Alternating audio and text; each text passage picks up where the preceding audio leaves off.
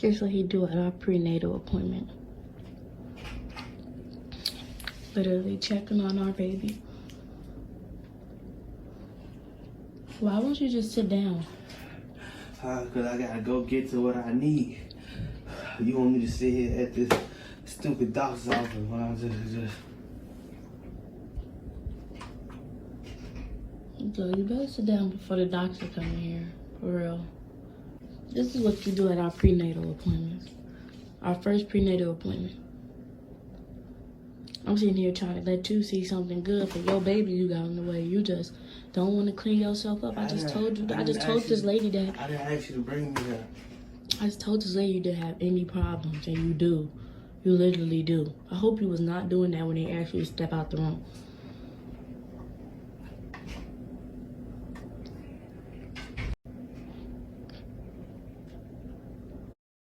Hey, yo, black man, what's happening, man? Peace. Now, in this one, what you just watched was the baby mother and her baby father in the doctor's office, right? Going in for a prenatal checkup. So again, it will be the first time of both of them see the baby. And I think to myself, like, wait, hold on. In the caption, you see how she's talking about it's embarrassing that the baby father showed up to the appointment high, out of his mind, slumped over, probably on fentanyl, probably on crack, probably on coke, whatever he's using. But it's the fact that look at how he showed up. He showed up high out of his mind and he looks dusty. But yet, this is the kind of man you open up your legs to. This is the kind of man who you think I'm going to get pregnant by him. This is the kind of man, black men. This is the kind of dude who they see as superior to you. This is the kind of guy who they see above you. Yes, black man, him of all people. See, women like this, right? She's talking about how, listen, oh, this guy's embarrassing, this, that, and the third. But listen, these are the same girls who jump online and talk about the princess treatment, talk about how she needs to be a passenger seat princess or whatever. And you have all these demands and all these requirements, but yet look at who you lay down with. Look at who you open up your legs to. Look at who you let fuck. And look at who you let procreate and carry on his lineage. So, what kind of kid do you think this kind of man is going to recreate? A fucking loser, another drug addict, another fiend. Because for you to lay down with this same kind of man, you must have the same similar tendencies. Because guess what? You're going to raise that kid to be something similar, if not equal to his father, a loser. And again, if you pick this kind of dude to let impregnate you, do you think that kid is gonna have the kind of wherewithal? Do you think that kid is gonna develop the wherewithal to navigate life in a functional way, in a safe manner? No, he's gonna have the same vices and same generational curses just like his father. Adding on to the fact that listen, your mom irresponsible. Now, women like her, right? Because in the comment section, you got women who got called pygmies because obviously pointing out a black man who is irresponsible, off of drugs, probably commits crime, and telling women, listen, you should do better. You should pick better. They get called pygmies, but look at who she picked as her baby father. You picked somebody irresponsible. You picked a fiend. And see, one thing about black women, right?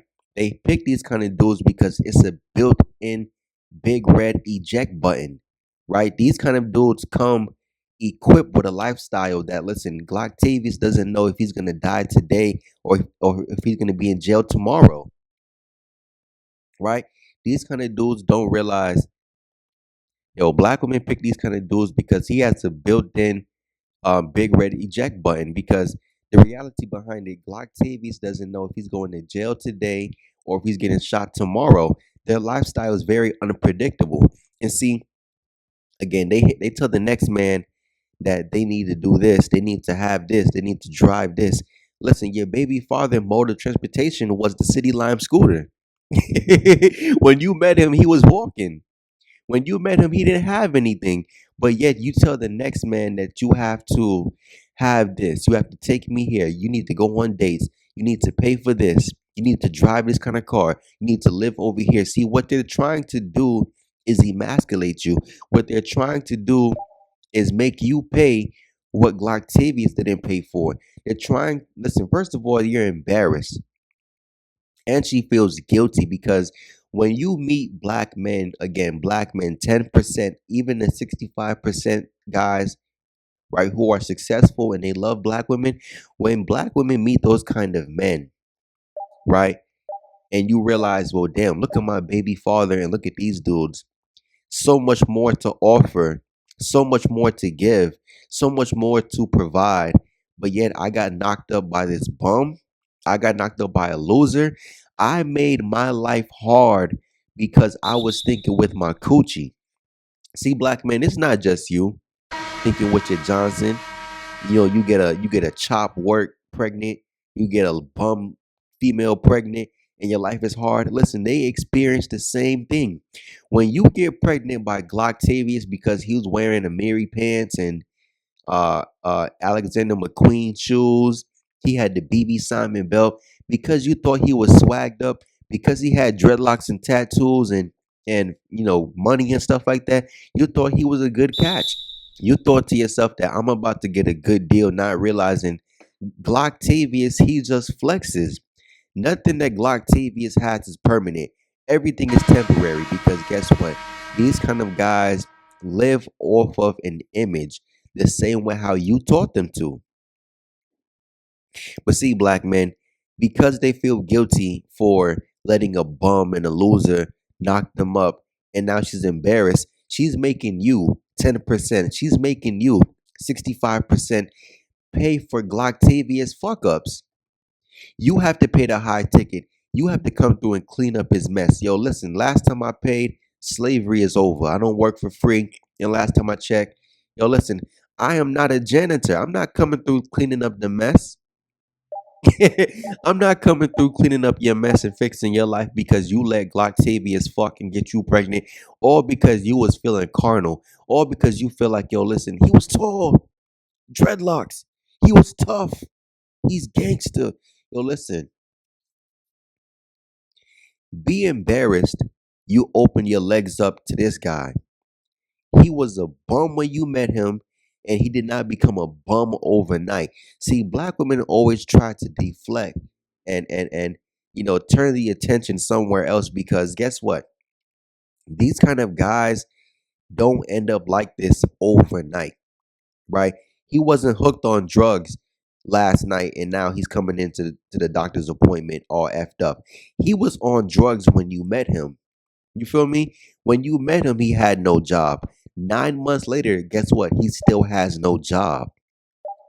And they always try to deflect, like, oh, he was such a nice guy. I didn't realize he was like this in the beginning. Of course you did.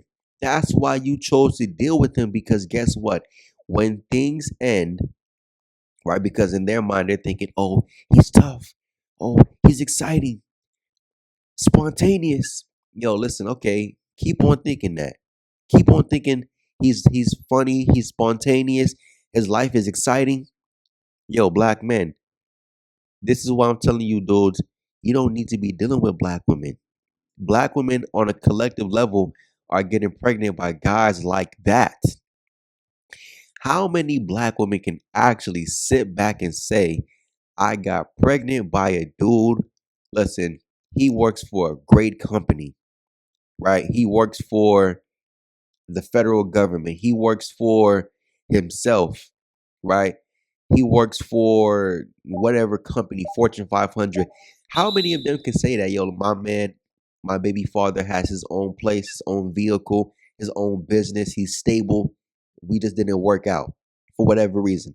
How many of them can say that? Most of them can't because guess what? You got pregnant by a guy in the streets because that's your level. 10% black men, even the high earning 65% simp, yo, those dudes aren't on your level. Your level is Glocktavious. Your level is the trash can. And this is why I always tell brothers increase your standard. You guys saw the video clip I made about that black woman talking about the prostitution and, you need to ask a man for money by keeping your legs closed.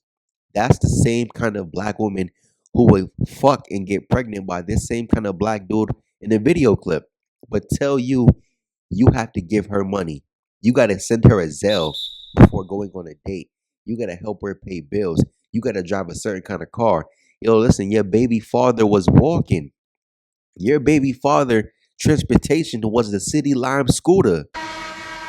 Your baby father has his Metro card, and listen, he told the bus driver, yo, look out for me today. He can't even swipe to ride the bus, son. Yo, this is my word, black man. Yo, don't even do it to yourself. Yo, no blood clot away, yo. Listen, these same kind of females, right? It's funny how after all of this, right? After so much information is put in front of their face, after so many examples, right? They will sit there and say, I can't want change. I made a mistake. I can't want to do better. No, you can't. Women who fuck bums, black men, and this is why I'm gonna go ahead and wrap it up. This is why I tell you, dudes, you shouldn't even be dealing with black women because look at who black women pick. If you sit back, stop thinking with your dick, slow down, stop thinking, oh, I got a bus, I got a bus. You're living a carnal existence. Slow down. Think with your big head. If you look at the dudes who black women pick, it should make you not even want to deal with black women because you ask yourself, you're looking for guys on level one. As a black man, productive black man, if you bust your ass to make it to level 3, level 5, level 7, level 9, why would you deal with women who are messing with guys?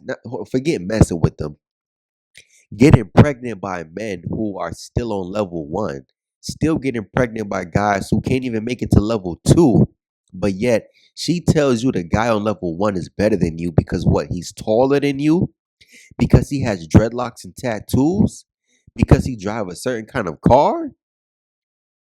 Oh wait, because he hits crime, because his lifestyle is unpredictable. He's better than you, black man. Yo, listen, that's my word.